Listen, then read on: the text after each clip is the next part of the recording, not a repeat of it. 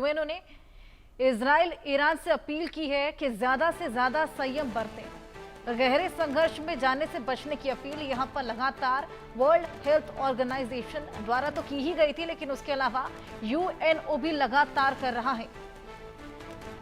गहरा संघर्ष और गहरे संघर्ष में जाने से बचने की अपील, जिस तरीके से तनाव लगातार बढ़ता चला जा रहा है, संयम बरतने की अपील यहां पर की जा रही है। हालांकि जो परिस्थितियां वहां पर बन गई हैं वो तो जंग की सुगबुगाहट दिखा रही हैं, वर्ल्ड वॉर 3 की जैसी चेतावनियां दे रही हैं, लेकिन इसी बीच यूएनओ ने यह दरखास्त की है कि यहां पर संयम बरता जाए और इसी को लेकर लगातार अपील भी की जा रही है।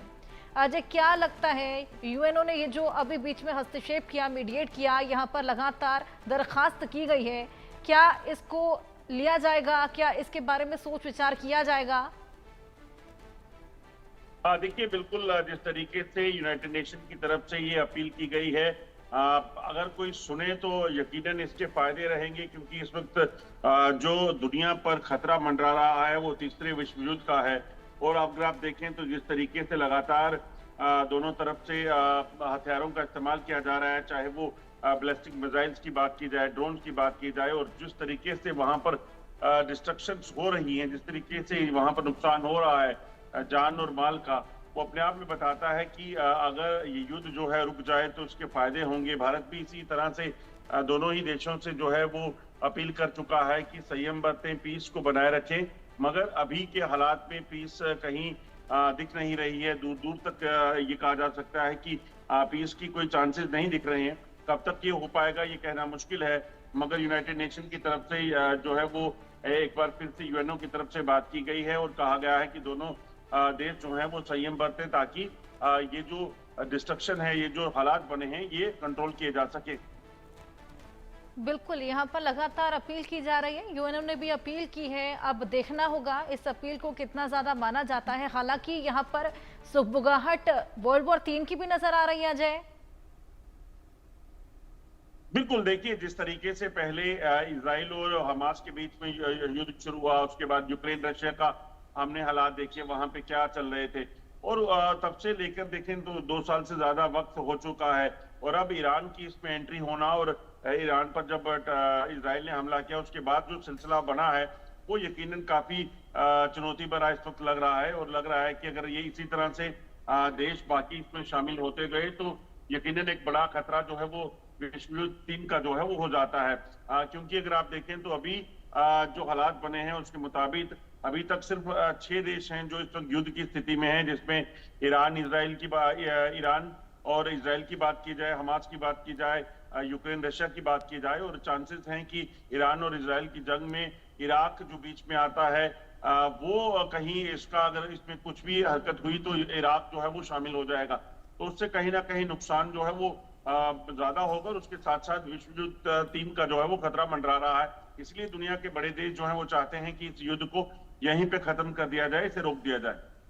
चलिए अजय, मैं आपके पास वापस आऊंगी। एक और बड़ा अपडेट दे दिया, अमेरिकी राष्ट्रपति ट्रंप की ईरान को चेतावनी सामने आई है। इजराइल के पास कई खतरनाक हथियार हैं, ईरान के पास अब भी समझौते का मौका है। ईरान ने समझौता नहीं किया तो तबाही होगी, और इससे पहले बहुत देर हो जाए ईरान डील कर ले। ट्रंप की चेतावनी, 2 टूक चेतावनी देते हुए ईरान को नजर आए हैं। ईरान ने समझौता नहीं किया तो तबाही होगी, इससे पहले बहुत देर हो जाए ईरान डील कर ले। क्या लगता है कितना अमल अजय करने वाला है ईरान ट्रंप की इस चेतावनी पर? देखिए, ईरान जिस तरीके से हमलावर है, लग नहीं रहा कि इस चीज को ईरान मानेगा। और खासतौर पर अगर आप देखें तो ईरान के जो मुख्य लीडर हैं उनकी तरफ से भी जो बयान आया कि वो इस युद्ध को या फिर वो इजराइल को जो है वो बख्शेंगे नहीं, और वो अपनी कार्रवाइयों को और तेज करेंगे। उनका कहना साफ है कि वो सबक सिखाएंगे इजराइल को, उसने जो हम उन पे हमला किया है।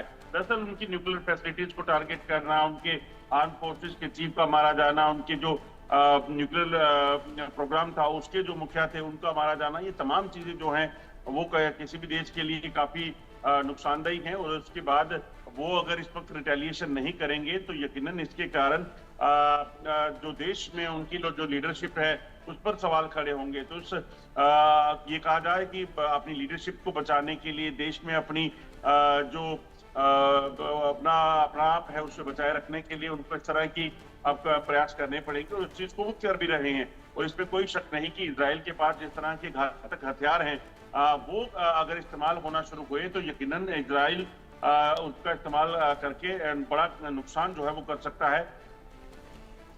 बिल्कुल अजय, जिस तरीके से यहाँ पर आधी रात को साइलेंटली इन पूरे हमलों को अंजाम दिया गया, यहाँ पर ये साफ समझ आ रहा है कि काफी टाइम से इसकी प्लानिंग स्ट्रेटेजिकली चल रही होगी।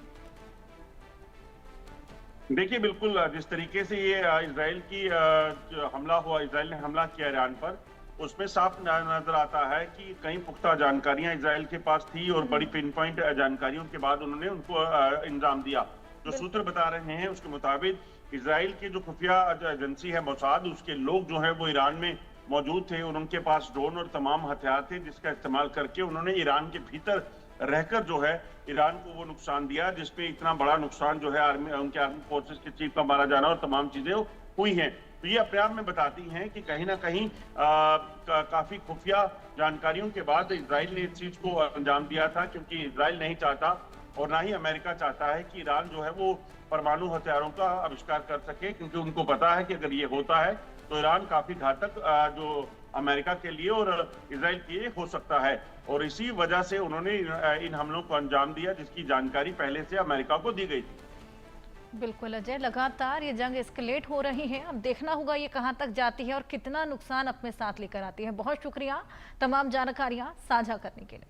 आखिर इजराइल के निशाने पर ईरान क्यों है? क्योंकि ईरान अपने परमाणु संयंत्र को मजबूत कर रहा है, परमाणु बम बनाने की कोशिश कर रहा है, इसलिए अमेरिका के निशाने पर भी ईरान है। इस समय दुनिया परमाणु हमले के खतरे से गुजर रही है। पहले पुतिन ने धमकी दी कि वो अपने देश की संप्रभुता की रक्षा के लिए परमाणु बम का इस्तेमाल कर सकता है। हाल ही में आपने देखा कि पाकिस्तान भारत से जंग से बचने के लिए परमाणु बम की गीदड़ भभकी देता रहा। कुल मिलाकर दुनिया में परमाणु बम का खतरा बरकरार है। ये इतना भयावह है कि जानकार मानते हैं कि दुनिया में वर्ल्ड वॉर 3 का खतरा अब उत्पन्न हो गया है और अगर इसमें किसी देश पर परमाणु बम से हमला होता है तो 72 मिनट में 5 अरब लोगों की मौत हो सकती है। दुनिया में संहार रोकने के लिए सभी देशों को एकजुट से परमाणु बम के हमले के खतरे को टालना होगा। लेकिन जिस तरह दुनिया में वर्चस्व नफरत का सिलसिला है, यह खतरा हमेशा बरकरार रहेगा।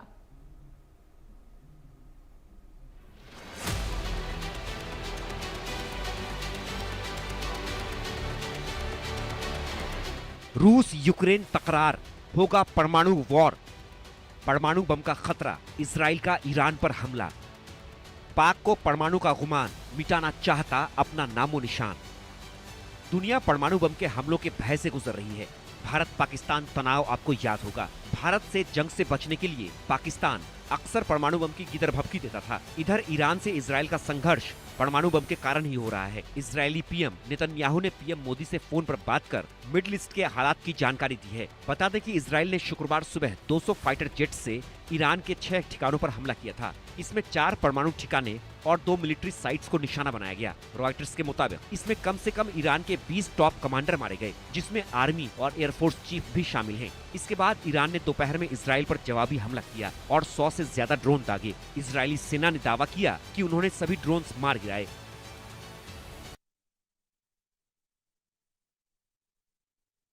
इजराइल ने ईरान के 6 सैन्य ठिकानों पर हमला किया।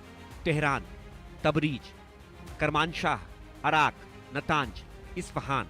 इधर रूस यूक्रेन जंग में भी परमाणु हमले का खतरा दिख रहा है। पुतिन ने बार बार कहा है कि अगर नाटो हस्तक्षेप करेगा तो वह देश की रक्षा के लिए परमाणु हमला कर सकते हैं। जानकार मानते हैं कि अगर परमाणु युद्ध होता है तो सिर्फ 72 मिनट में 5 अरब लोगों की मौत हो सकती है। यूं समझिए कि पहली परमाणु मिसाइल के हमले के बाद मानवता के पास सिर्फ 90 मिनट का वक्त होगा। पश्चिमी देशों को डर है कि यूक्रेन के बाद रूस कभी भी हमला कर सकता है, जिससे परमाणु युद्ध के भड़कने का खतरा पैदा हो जाएगा। इससे पहले यूक्रेन पर भी रूस के परमाणु हमले का अंदेशा जताया गया था। परमाणु युद्ध के बारे में भयानक सच्चाई का एक हिस्सा यह भी है कि अगर परमाणु हमलों का आदान प्रदान किया जाता है तो निशाना बनने वाले हर देश को पता होगा कि उनके पास कितना वक्त होगा। ऐसे में दुनिया को तनाव को किनारे कर परमाणु बम के हमले के हर संभावित खतरे को टालना ही होगा, नहीं तो दुनिया में कभी भी हाहाकार मच सकता है। Bureau report, India news.